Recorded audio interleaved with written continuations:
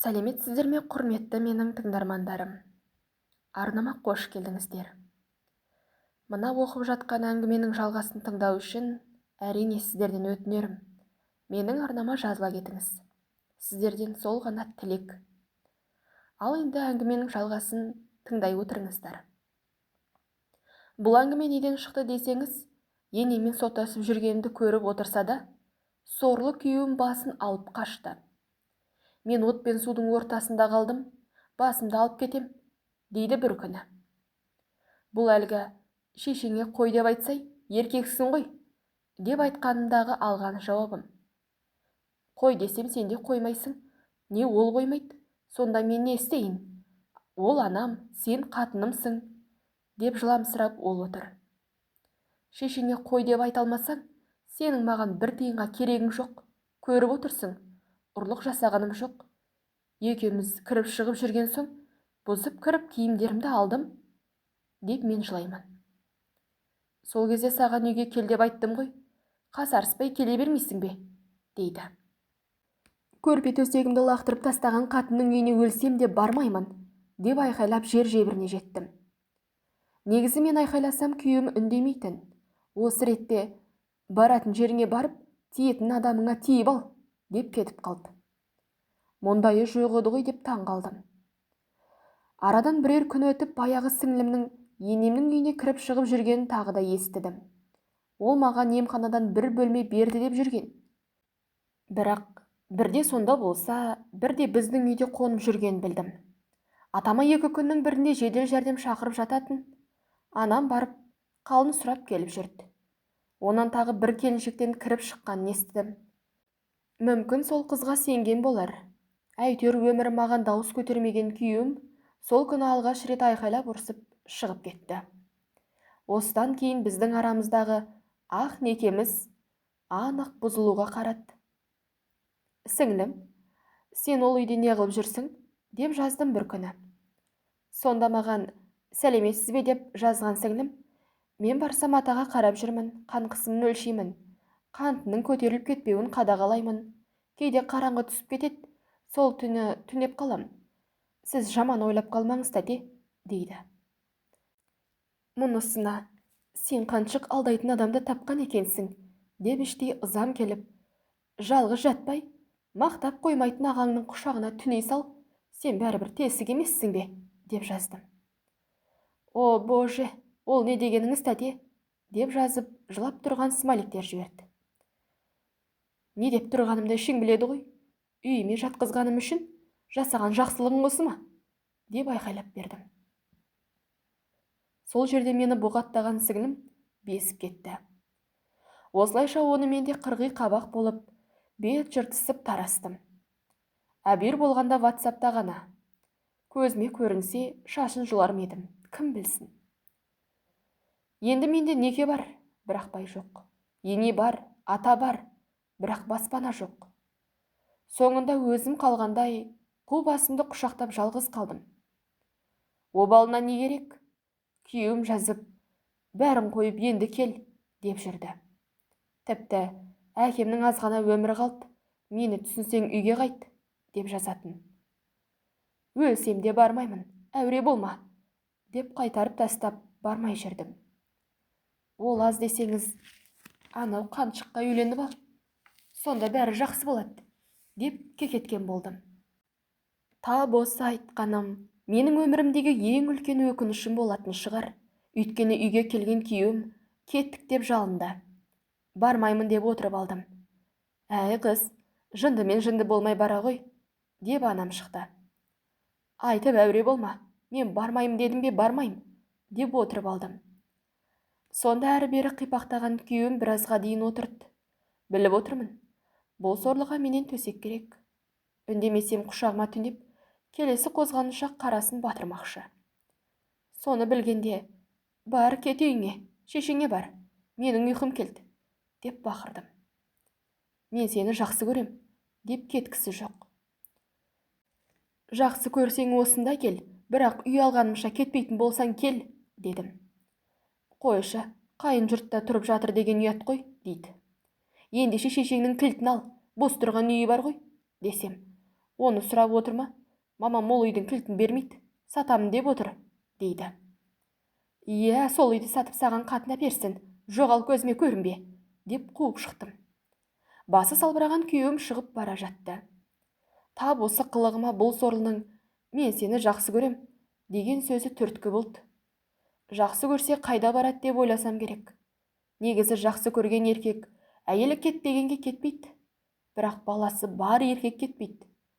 Жоғарыда айттым ғой, бала еркек пен әйелді бір-біріне байлап қоятын жіпс сияқты болады екен. Бұл менің өмірлік тәжірибемнен түйіп айтқаным болсын. Өйткені осы күні байынан таяқ жеп жүрген қатынды да, қатыннан қарғыс естіп жүрген еркекті де көреміз. Олардан неге ажырасып кетпейсің деп сұрасаң, баланы сылтау қылады. Балаларым әкесіз өспесін деп жүрмін дейді. Оны сіздер де естіген боларсыздар. Бізде әкесіз өспесін дейтіндей балада болмаған соң, көңілі қалған күйеуім сол кеткеннен мол кетіп, қайтып келмеді. Мен де оған жаза қоймадым. Есесіне енеммен соттасқанда, адвокатымдай болған жездемен арамыз жақындай түсті. Себебі мен ол кісіге басымда болып жатқан жағдайымды айтсам, ол кісі де қатынсыз күнің қараң дегендей әңгіме айтатын. Сол үшін қатты үміттеніп кетсем керек. Бойым үйрене бастағанда ағайым бір сөзінде: «Сен қыз, анандай жігіттен ажыраспа, саған айтқан ақылым болсын. Әлі де отбасыңда сақтап қалуға тырыс. Енеңмен тұрмайсың, енең берісінен әрісі жақын қартайған кісі ғой», дегенді айтты. Осыдан кейін расымен де ойланып қалдым. Содан бір күні тағы да телефонда сөйлесу барысында: «Көзіңіздің астында алып жүрген келіншегіңіз бар ма ағай?» деп сұрадым. «Дина апайыңның жыл өтпей ойланбаймын, әйелімнің аруағын сыйлаймын», деп жазды. Осыдан кейін бұл кісіден үмітім үзіле бастады. Әйтпесе екі қызын қолыма алсам, марқұм апайдың орнына ана болсам деп едім. Оған ағайдың сөзі еңсемді түсіріп тастады. Сөйтіп жүріп бір күні медициналық кітапша керек деп емханаға бардым. Әлгі сіңілім барғандарға жазып беріп отыр. Бұл қызға аузыма келгенді айтып ұрсып едім. Жазып бере қоймас деп қорқа басып, кезегім келгенде алдына кірдім. Бір ойым, бұл оның жұмысы ғой, неге жазбайды деп қоям. «О, тәте, қалайсыз?» деген сіңілім сонда мені көріп атып тұрды. «Жақсы, өзің қалайсың?» деп сұрап жатырмын. «Менде де жақсы, мен сізді түсінем», деп қояды. «Сонда нені түсіндің?» деп сұрадым. «Ағамды қызғанғаныңызды түсіндім», дейді. Деп отыра бергенімде: «Ағам қызғанатындай бар ғой, Золотой адам», деп қояды. «Золотой болса тиіп көрші, сен оның шешесі қандай екен білмейсің», деп айтып алып қызғанып қалдым. «Иә, бірақ ол кісі өте қатал, көзінен көрініп тұр», дейді. Сол күннен бастап дәптершемді жазып берген сіңіліммен қайта сөйлесіп бастадым. Бұғаттан шығарып өзі жазды. Ойланып жүрдім. Жасым 30-дан кетті. Әрі қарай жүре берсем расымен де баласы қалармын деймін. Оның үстіне біздің отбасымыздың проблемасын естіген бір-екі жігіттер қипақтап бастады. Осы күнгі еркектердің бәрінде ажырасқан әйел болса, болды, бере салат деген ой болатын сияқты. Берсем де ауылдың жігітіне беретін жынды емеспін. Сырттан көрермін деп жүрдім. Өйткені орта мектепте мұғалім деген дардай атым бар. Оқушылардың бетіне қалай қараймын? Осы отбасының проблемасының өзі байы жоқ қатын балаларға қалай тәрбие береді? Өзі пәленкесте жақсы жігіттен ажырасып жүрсе, деп өсектеп бастады. Әйтеуір сол өсек айтқандардың өздерінен басқа жақсы адам жоқ. Ал шын мәнінде жақсы адамдар өсек айтпайды. Осылайша күндер зулап өте берді. Байымды келер деп үміттеніп едім, ол да келе қоймады. Соған қарағанда үмітін үзген болар деп ойладым. Сөйтіп жүргенде Дина апайдың жылы болды. Біраз жас мұғалімдер барып көмектесіп қызмет қылдық. Жылап сықтап шулдасып, ол да өтті кетті. Міне, осыдан кейін ағай менімен ашық сөйлесе бастады. «Нақты шешім қабылда», дейді бір күні. Ойланып көрейін дедім. Мүмкін болса күйеуіңнен ажыраспа. Ал егер ажырассаң, сөйлесерміз дейді. Мақұл ағай, бір жауабын айтамын, деп кеттім. Бірақ бұл кісі неге нақты шешімді өзі қабылдамайды деп миым қатты. Еркек деген алғашқы қадамды өзі жасамай ма? Соған қарағанда менің ағайым екі ойлы сияқты көрінді. Мұндайда қалай ажырасам? Ағайымның өзі нақты шешім айтпай тұрған жоқ па? Сөйтсем, еркек дегенге ұл бала керек екен ғой. Ағайым мені туама жоқ па деп қорқады екен. Қашқақтап жүргені сол екен. Бұл кісіде екі қыз бар, ұл жоқ.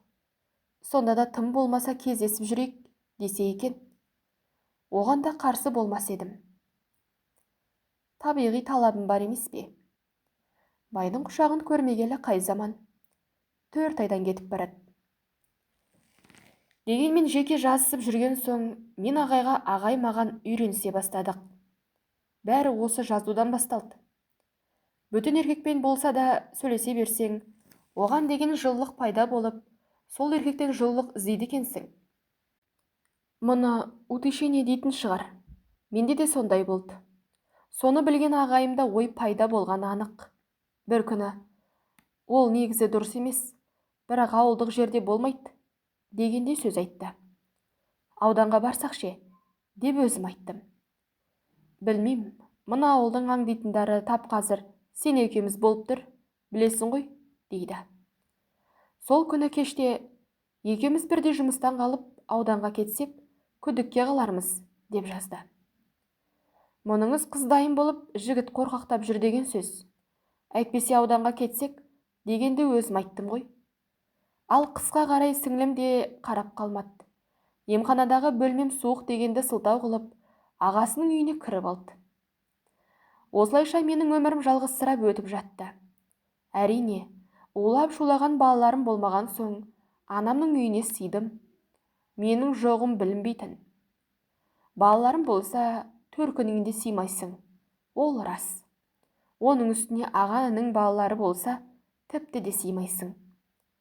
Ағай, мен бөлек шығам, пәтер жалдап тұрам, деп жаздым бір күні.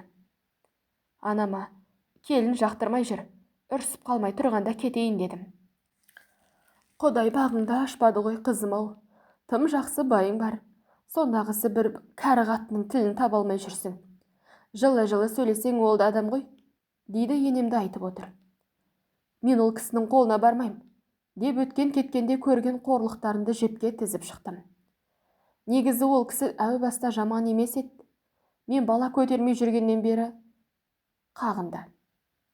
Соңында көрпе төсегімді лақтырып, онан үйімді тонат деп сотқа беріп, арамыз ушығып кетті. Мейлі, ағайым айтты, анам айтты, таныстарым айтты деп қайтып барармын. Бірақ енем оны бетіме басатын білем. Ол қатын, итіме ұқсап өзің келдің, мен сені шақырғаным жоқ, деп анық айтады. Оған менің күмәнім жоқ. Сол үшін бармайым. Ал күйеуімді қанша жерден жақсы көрсем де, уақыт өте келе суып барам. Өйткені 4 айдан бері бір келмеді. Анда-санда үйге кел, әкемнен шыға алмаймын, деп жазып қояды. Құдай сақтасын. Күйеуім болмаса атамыздың дәрет алуының өзі қиын дейтін. Бірақ өзінен де болған шығар. Бір аптада 1-2 рет келіп, жаныма түнеп кетіп жүретін.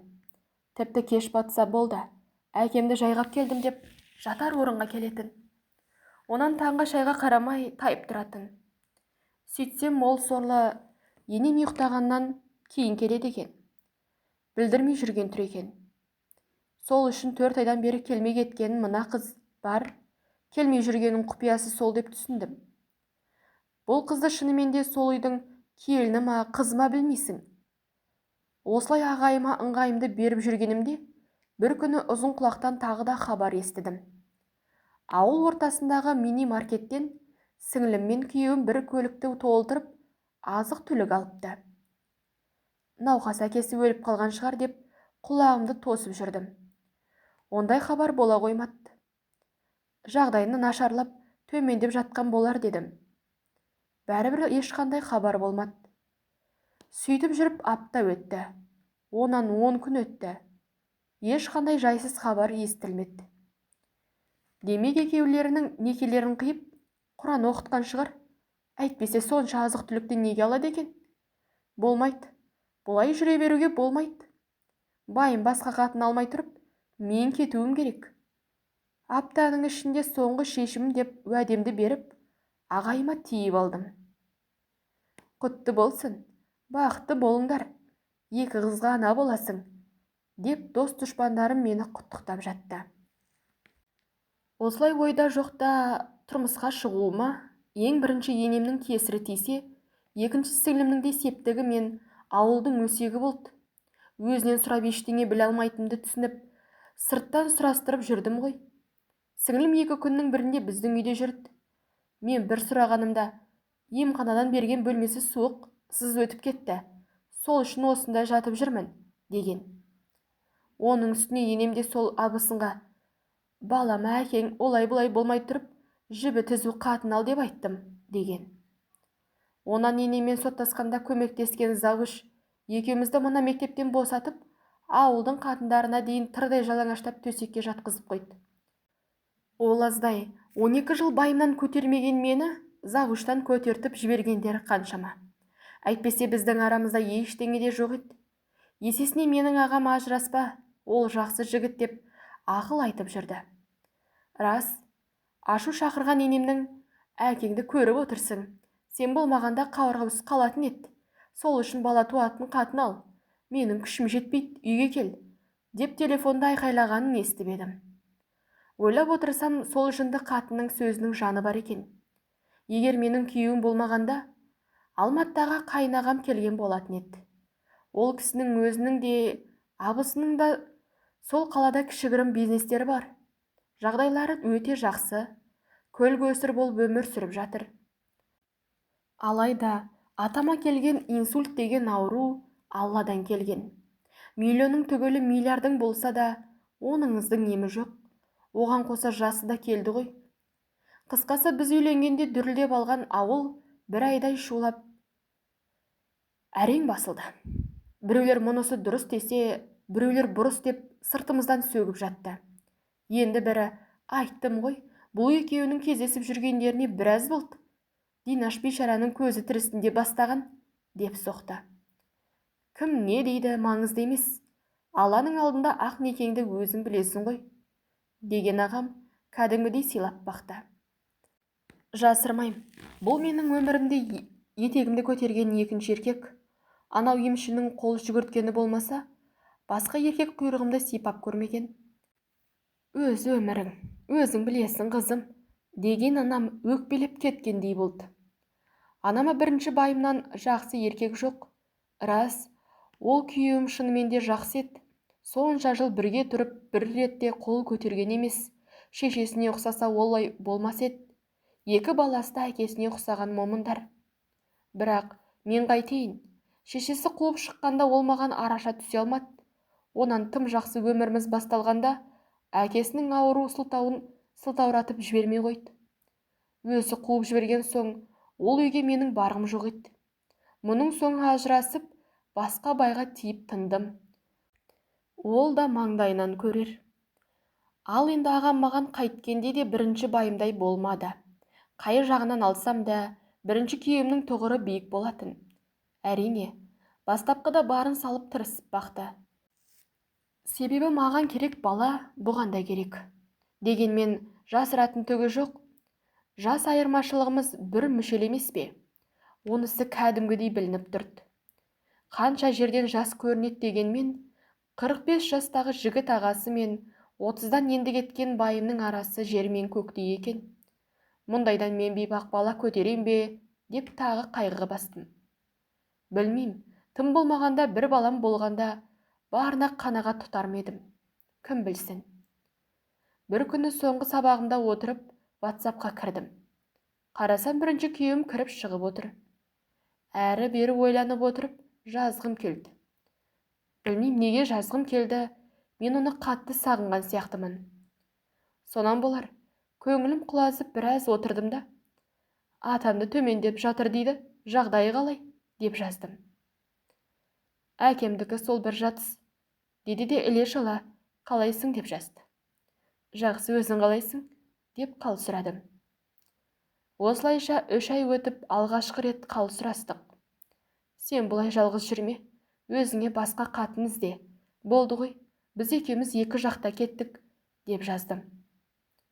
Мен енді үйленбеймін дейді. Қуасың ба сен? Әлі жассың, жалғыз қалмай үйлен. Анау үйіңде жүрген медик қызды ал, туып береді, дедім. Мен оны жақсы көрмеймін. Маған сенен басқа ешкім керек емес. Білесің ғой, мен сені ғана жақсы көрем. Соны біле тұра сен мені тастап кеттің, дейді. Мына сөзіне жаралы жүрегім қан жылады. Аяғымды алшаң бастым ба деп қоям. Әттең, қыз болса да бір бала туғанымда еді деймін. Бақ табамын деп бейбаққа айналмасам болғаны ғой. Мен саған өзім жазып тұрам, сен маған ретсіз жазба, дедім. Сені қатты сағынып жүрмін, жаным менің, қатты сағындым, дейді. Болды, жазба жаным, жазба, өзімнен хабар күт, деп қойып шығып зып бердім. Сонан соң үйге келіп жатып алып зар иледім. Менде бейбаққа мына жалғанда бармақтай бақ бұйыра ма сірә? Кімнен тусам да бір бала туып алсам, әрі қарай жалғыз қалсам да өз өмірімді өзім сүре берер едім деймін. Осы заманға көп қыздар осы жолмен жүреді ғой. Бір баланы туып алып, ажырасып кете береді. Бірақ ол жастар алдында ненің барын білмейді. Алла жазып қартаю бұйырып жатса, жалғыз қалғандарын сонда түсінеді. Мен бұлай десем, жасым 30-дан кетті. Ақыл тоқтатқан жастамын. Күндер зулап өте берді. Еркек ауыстырғаннан бағым ашыла қоймады. Ерте көктемде тиіп едім. Күз келді. Бір күні жұмыста отырып тағы да жаздым. Әрине, атамның жағдайын сұрап бастадым. Атаны емханаға жатқызып келіп едім, алып кетіңдер деп жатыр, дейді. Онда сен ауылда неғып жүрсің? Әкеңнің жанына бармайсың ба? Деп сұрадым. Мамам кетті, мен бармайым. Өмекеңдер ертең бүрсігіні әкеледі, дейді. Анау медик қарындасың қайда? Деп сұрадым. Ол емханада жатып жүр, мен үйде жалғыз қалғанда келмейді, дейді. Сол қызды үйтіп не қылсайш? Ол тесік қыз, маған өз айтқан, деп айтып салдым. Ол маған керек емес, керек болғанда әлдеқашан еді ғой, деп жазған күйеуім жылап тұрған смайлик жіберді. Сонда ғана мен сорлы бірінші байымның сол медик қызда ешқандай ойы жоқ екенін түсіндім. Мен қазір барам, сен кетіп қалма, үйде қалған нәрселерім бар, деп жаздым. Байыңнан таяқ жеп жүрме, дейді. Ол жоқ, аудандық білім басқармасына кетті. Күт мені, барам, дедім де сол күні сабағым болмаса да, қараңғы тартқанша мектепте жүрдім. Сонан соң шығып бұрынғы үйіме қарай зып бердім. Көшенің бойымен алақ жұлап қарап келем. Күн суықта қамсыз жүрген ешкім көрінбейді. Негізі бұрынғы күйеуім қазіргі үйіммен арасы жақын. Үлкен жолдан тар көшеге бұрыласың, 5-ші үй. Ал қазіргі үйіме бару үшін осыдан кейінгі көшеден бұрылсам да, ол да 5-ші үй. Мен үйіме жетпей бір көше беріден қарадым. Тар көшеде ешкім көрінбеді. Сол үшін жылдамдатып бұрынғы үйіме жақындадым. Қарасам ауласының жарығы қосылып тұр екен. Телефонымды шығарып, жарықты өшіріп, қақпаны ашып қой, дедім. Өйткені тарсылдатып қақпаны ұрып жатпайын дегенім еді. Сол сәтте ауланың жарығы сөніп, сықырлап, қақпаның ілгі шағытылды. Жетіп барып кіріп кеттім. Күтіп тұрған күйеуім құшақтап алып, көтеріп кетті. Сонан соң көк көрпенің бүлкілі басталды. Аппақ төсекке атып ұрып, киімнің бәрін сыпырып алды. Мен де қарап қалмадым. Кеудесін төмен қарай, сүйіп барып, соңында тізерлеп отырып сүйір қарасына сәлем бердім. Ол да қарап қалмады. Екі аяғымды иығына асып. Қатты сағынысып қалыппыз. Жан алып, жан берісіп, арпаласып жатырмыз. Күйеуімнің не айтқанын білмеймін. Қалай қойса, солай тұрып, ыңғайына көне бердім. Білмеймін, жарты сағат па, Әйтеуір ақ күміс жауғанша шашып бірақ жаны жай тапты. Сонда да ол мені жібермеді. Мен қорқып барам. Аға үйіне келіп қалар, мен қайтайын, жіберші жаным, деймін жалынып. Мен сені қатты сағындым, жан, 5 минут жата тұрайықшы дейді. Сумаңдаған тілі мен жұмсақ алақаны тұла бойымды өртеп барады. Тап қазір тағы бір рет сілкіп алса да қарсы емеспін. Бірақ оған 20 минуттай уақыт керек. Алайда сол уақыт құрғырың менде жоқ. Әйтпесе менің де кеткім жоқ. Қағытқанын қалап-ақ жатырмын. Дегенмен ол мені қатты сағынған екен. Құрбыларым вақтадан келген байлары жайлы айтатын. Біздікі де тап сондай болды. Көп күттірмей 10 минуттай оянған қасқабасын қайырып қайта салды. Онысы ұйқысынан ерте оянған аю сияқты ұмтылып айызымды қандырды. Өйткені жарты сағат емес, 1 сағаттай айқасып, ақ тер көк теріміз шығарды. Сонан соң барып солқ түсіп басы қайтты. Орнынан ұшып тұрып киімдерімді жинадым. Жуынып алайық жаным, душқа кір дейді. Жоқ жаным, жолда суық тиіп қалады, үйге барғанда жуынам, деп ерінен шөлп еткізіп сүйдім де, қол сөмкемді алып тайып тұрдым. Бірақ сен маған жазба, өзім жазып тұрам, деп шегелеп тапсырып кеттім. Ал енді тап осы күннен бастап екі байды салыстырып ойлана бастадым. Ағайым да жаман емес. Бірақ жасының келгені өз керегін алған адам. Мына байым бұл басқаша. Шіркін, бұрыннан басқаша. Мұның әрбір соққысынан алған ләззатыңды басқадан ала алмайсың. Екеуінің арасындағы жас айырмасы 13 жас. Бұл аптаның бір күні айдақтаса, қалған 6 күнде бос қаласың. Ал бірінші күйімде 6 күн айдақтаса, 1 күн демаласың. Сол демалысты өзің қалап сұрап аласың. Негізі эмоцияға берілгіш, күйгелі еркектер сабырлы, салмақты еркектерге қарағанда жібесе алмайды дейтін. Сонысы рас шығар. Бірінші күйеуім өте сабырлы болса, мынағым күйгеліктеу кісі.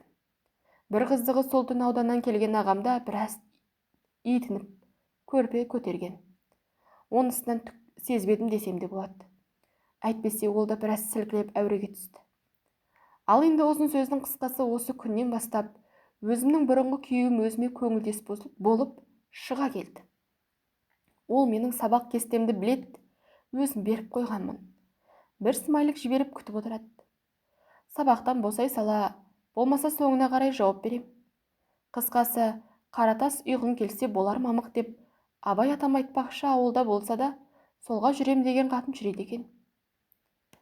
4 рет кездесіп тастадық. Қалауын тауып, қар жанып, керегімді алып жүрдім. Бірақ бұл қыс айы ғой. Қараңғы ерте түседі. Ертең жаз айларында қалай болады деймін. Оның үстіне өз оқушым ағайымның үлкен қызымен арамыз алшақтай бастады. Мен оның ұрлана қараған көздерінен кәдімгідей шошитынды шығардым. Ішім қылп ете қалатындай болды. Бірақ 10-шы сыныпта оқитын қыз көңілдес дегенді қайдан білет деп қойып, өзімді өзім жұбатып, жүрегімді басып жүрдім. Бір күні 3 жыл жатқан атам бейшара дүние салды. Барсам ба жоқ па деп таң қалып отырдым. Өлім жетімнің орны бөлек, өлген кісі сенің ата дұшпаның емес, тұз несібелерің жараспады. Баласынан ажырастың, оны бірақ Құдайдан көр, бұрынғы атаңның жаназасына барғаның дұрыс, сауап болады, деп мектепте бір үлкен апай ақыл айтты. Сол жаназа болатын күні демалыс еді. Ала тонымды шешіп алмайтын шығар, барамын деп шештім. Кеше жұмыстан қайтқанда көргенмін. Үй алдына киіз үй тігіп, бір топ жігіттер жүрген. Олардың бірнешеуін таныдым. Олар менің бұрынғы күйеуімнің құрдастары, яғни менің құрдастарым болатын. Мұндайда бармаса ұят болар. Құдайдан қорқайын. Онсыз да баласымен некемді бұзып, онан қайта жатып, күнәһар болып жүрмін ғой. Себебі ауданға кеткен ағамда, баруың керек қой, барып көңіл айтып шық. Мен мұндамын, сен көрініп кел, деген. Сол үшін жаназа болатын күні жуынып, шайынып, киіне бастадым. Және де жалғыз өзім бармайын деп, көрші тұратын Дариға деген келіншекке бірге барайық деп айтып қойғанмын. Сөйтсем, апай, қайда барасыз? Деп үлкен қыз сұрап бастады. Жаназаға барам, ата қайтыс болған, деп киіне бердім. деген қыз сонда есігімді тарс жауып кете барды. Бұл қыз маған мама деп айтқан емес, әкесіне де айтпаймын деген. Айтпаса өзі білсін, онда тұрған не бар деп папасы екеуміз қоя салғанбыз. Сонан бері бұл қыз маған апай деп сөйлейді. Әрине, кімнің болса да марқұм анасын көзі қимайды. Сонан болар деп жүрдік. Сондай-ақ әкесінің жанында бөтен келіншекті көру балаларға әсер етеді. Әсіресе қыз балаға әсер етпей қоймайды. Деген нес? Деп қойып, шашымды жөндеп киіне бердім. Оның арасында қыз естісін дегендей қоңырау соғып, Дариға дайынсың ба, шықтың ба, үй жаққа келе бер, мен де дайын боп қалдым, деп дауыстап қоям. Иә, міне шығып жатырмын, жаназаны сағат 11-ге деді ғой, әлі жарты сағат бар, деген коллега келіншек шығып жатқанын айтты. Сонан келіп қалатын уақыт болды деп жатын бөлмеден шыға бердім. Сөйтсем, қарсы алдымда үлкен қыз күтіп тұр екен. Параллель көшедегі пәленкес деген атақ айтқан ба? Сіз сол жаққа барасыз ба? Деп сұрады. Иә, Дариға апайыңмен ата өлген үйге барамыз, деп аяқ киімді кие бергенім сол еді. Ол үйге ата өлмей-ақ барып жүрген сияқтысыз, деп айтып салды.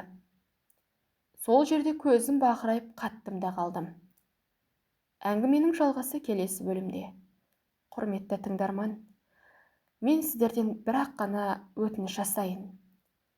Менің оқығанымды бағалап, подписаться кнопкасын баса кетіңіз. Маған тіркеліңізші, өтініш. Ал тыңдағандарыңызға рахмет. Әңгіменің жалғасы ертең шығады. Күтіңіздер. Өте керемет әңгіме.